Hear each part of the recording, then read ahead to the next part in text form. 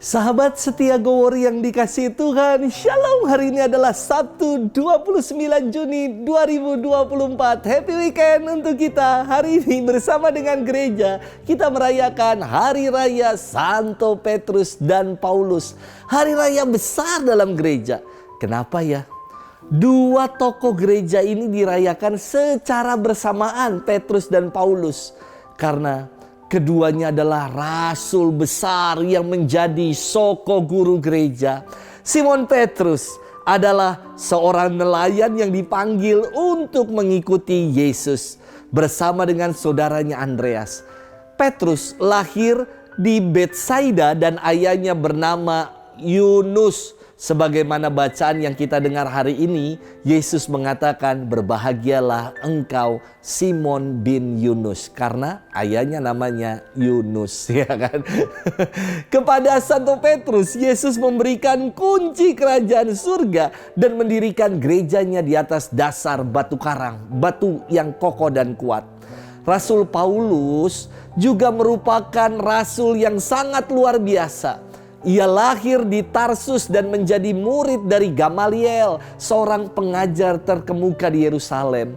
Rasul Pauluslah yang mendapat pengalaman titik balik dalam perjalanannya ke Damsyik. Ia diubah dari pengejar-ngejar pengikut Kristus menjadi pengajar dan rasul bangsa-bangsa. Kita bersyukur mempunyai dua soko guru gereja yang kita rayakan hari ini. Mari kita bersama-sama merenungkan firman Tuhan yang diambil dari Injil Matius 16 ayat 13 sampai dengan 19. Kita siapkan hati kita. Haleluya, haleluya. Engkaulah Petrus dan di atas wadah sini akan kudirikan jemaatku. Dan kerajaan maut tidak akan mengalahkannya.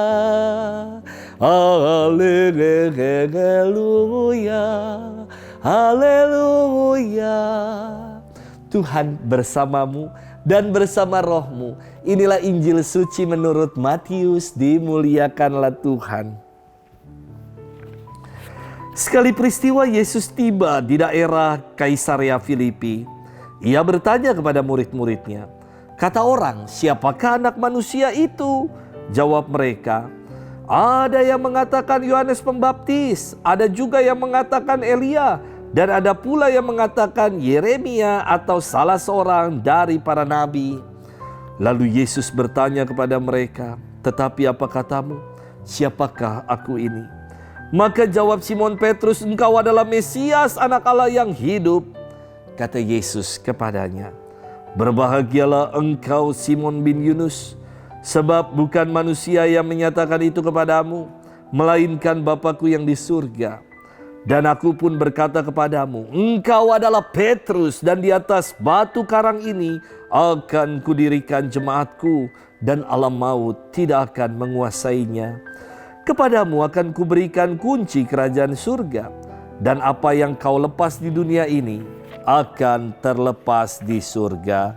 Demikianlah sabda Tuhan. Terpujilah Kristus. Sahabat setia Gowor yang dikasihi Tuhan, Shalom, happy weekend untuk kita. Suatu kali dalam kesempatan ngajar katekumen, supaya interaktif, saya adakan kuis di dalam kelas. Wah. Salah satu pertanyaan dalam kuis saya bertanya ini, siapakah yang memegang kunci kerajaan surga? Dan ada seorang katekumen yang menjawab, Santo Yakobus Romo. Lah, kok Yakobus, saya tanya. Teman-teman katekumen lain pada ketawa, dan ada yang mengatakan, Romo, mungkin Yakobus yang megang kunci surga bagian belakang, Petrus yang bagian depan, atau mungkin Yakobus diberikan duplikatnya oleh Santo Petrus.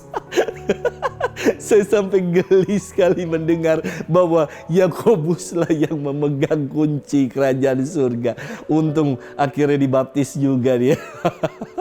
Sahabat setia Gowori yang dikasihi Tuhan, firman Tuhan hari ini maknanya itu dalam sekali. Yesus bertanya kepada para muridnya, kata orang, siapakah anak manusia itu?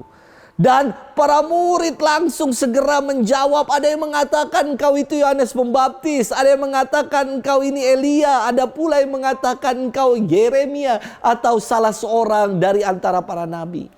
Namun beriman kita bukan kata orang. Beriman itu adalah pengalaman pribadi kita dengan Tuhan yang sungguh.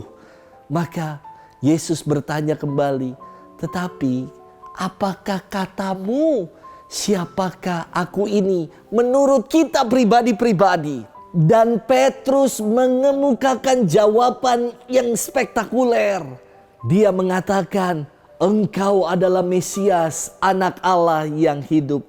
Sebuah pengakuan iman akan diri Yesus yang sejati. Maka Yesus memuji Petrus dan berkata kepadanya, berbahagialah engkau Simon bin Yunus, sebab bukan manusia yang menyatakan itu kepadamu, melainkan Bapa-Ku yang di surga. Dan aku berkata kepadamu, engkau adalah Petrus, dan di atas batu karang ini aku akan mendirikan gerejaku, dan alam maut tidak akan menguasainya. Pengakuan Petrus ini bukan sekedar omong doang.